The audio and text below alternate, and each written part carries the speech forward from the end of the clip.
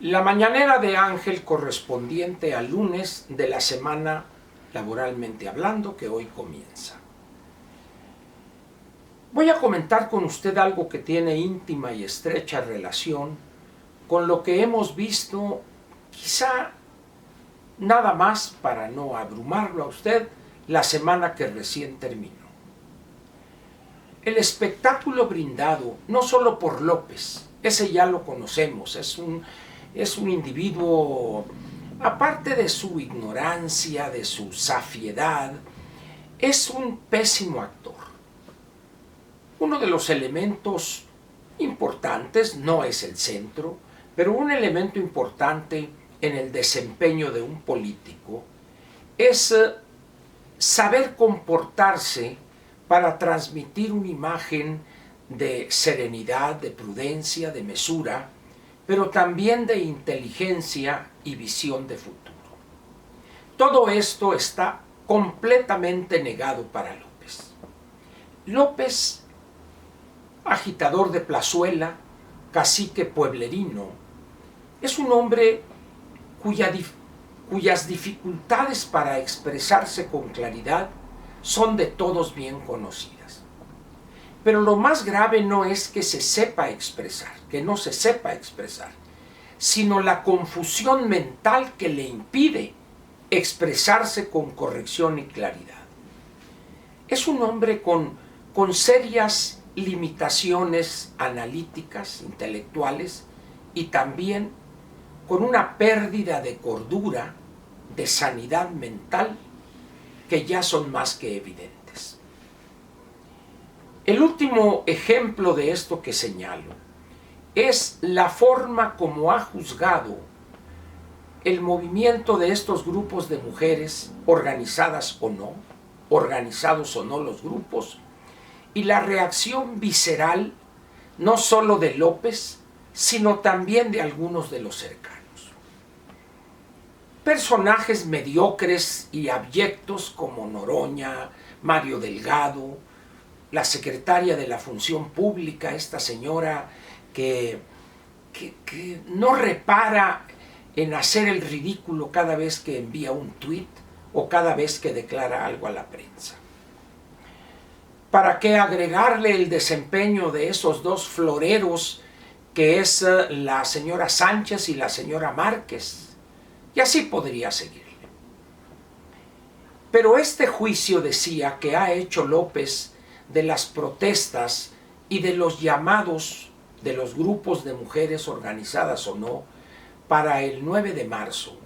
Este 9 de marzo, que en unos pocos días ya lo tendremos aquí, ha desatado una reacción que, pues no sé cómo llamarla, si enfermiza, si una obsesión por apagar o aplastar cualquier disidencia por mínima que fuera. El comportamiento de López frente a ese llamado a no salir a su trabajo, a las calles, etc., este 9 de marzo, le ha hecho que saque lo peor de su talante autoritario. Ha mostrado, para quienes lo conocemos o lo seguimos desde hace muchos años, ha mostrado algo que es conocido. Es un hombre caciquil, es un hombre que no tolera disidencia alguna, por pequeña que ésta fuere. Y sus paniaguados, para quedar bien con él, tratan de copiar ese estilo y solamente quedan en un clon que es un remedo burdo de aquel que ya de por sí es un clon de dirigentes y gobernantes autoritarios en América Latina. A veces López quiere imitar a ese gran tirano, autócrata y asesino que fue Fidel Castro, y otras al histrión, payaso y mal mariachi que fue Hugo Chávez. Ya citar a Maduro, bueno, pues eso ya es rebajar el nivel, o a este hombre menor, muy menor, que gobierna junto con la poetisa que es su esposa, Daniel Ortega, son una vergüenza en América Latina.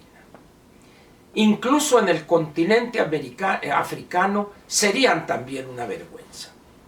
Sin embargo, López está decidido a superarlos.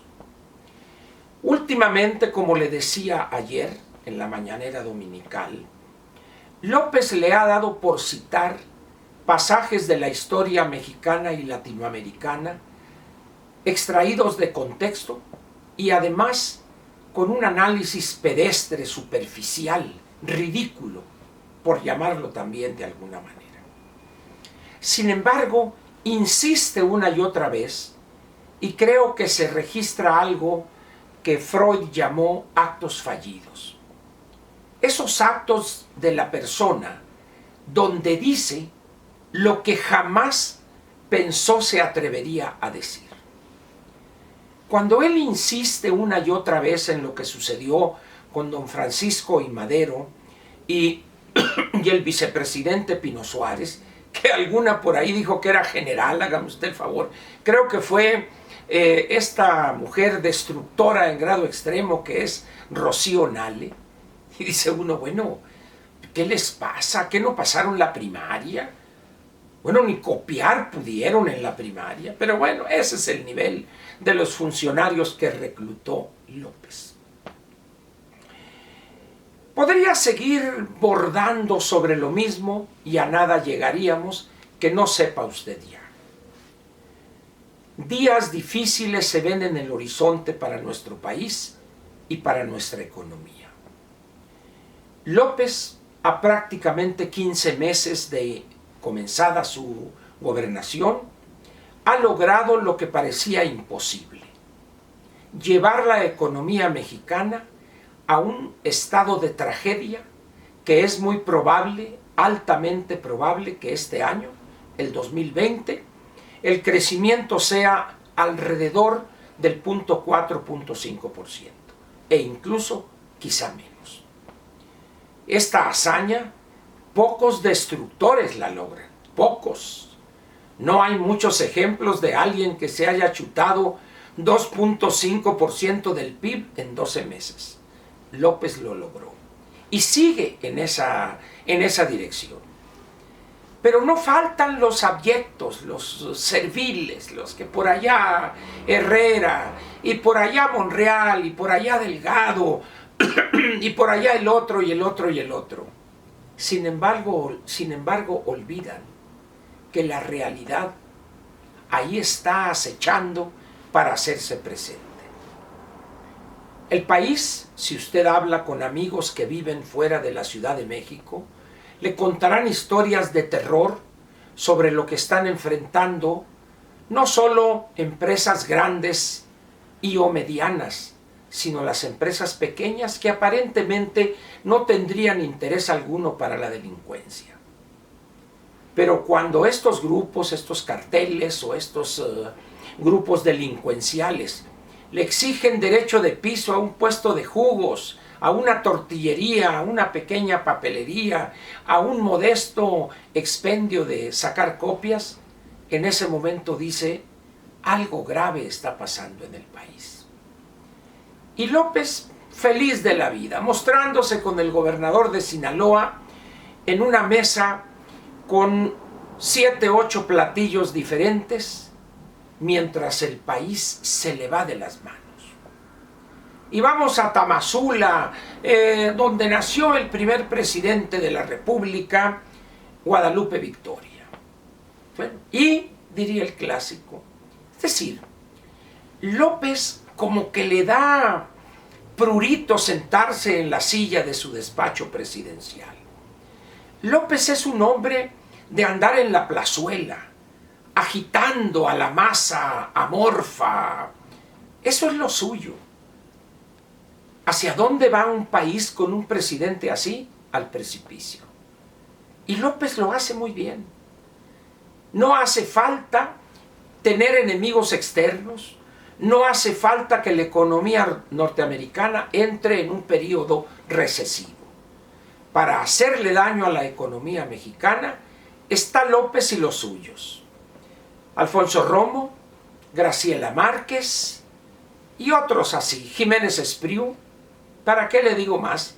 con esos es suficiente. Iba a incluir a la jovencita de esta secretaria del Trabajo, pero no vale la pena. La destrucción de aquellos tres es más que suficiente, porque además están apoyados por esa trinca infernal, esa tríada destructora que es Bartlett, Nale y Romero. Y los cito en orden alfabético para que no vayan a pensar que estoy poniendo a Bartlett en primer lugar porque tiene una capacidad destructiva mayor. No, tampoco que presuma Bartlett. Un hombre de la burocracia vieja o muy vieja del sector público, que ha pasado por por otro partido, ha pasado por esta u otra posición política e ideológica y hoy quiere dar clases de moral republicana. Cínico el hombre. Decía pues que los tiempos que se vienen no serán fáciles para la economía mexicana y para la gobernabilidad mexicana. López en lo suyo, viviendo en la estratosfera, en la nube, como dicen ahora los chavos, y recordando de una manera totalmente tergiversada que es resultado de su incapacidad analítica, donde se acomoda, donde acomoda su proyecto personal para presentarse como un mártir. Me quieren dar golpe de Estado, pero los militares no oyeron las sirenas golpistas, el canto de las sirenas golpistas. Y esta clase media, estas mujeres, son como las de los cacerolazos allá en el año 72 y 73 del siglo pasado, en nuestro hermano país de allá abajo en el continente, Chile, cuando lo gobernaba con grandes dificultades por los grupos ultraizquierdistas que nunca cejaron en sus ilusiones juveniles, y eso llevó a una gran tragedia a ese pueblo hermano, decía cuando gobernaba el doctor Salvador Allende Gómez.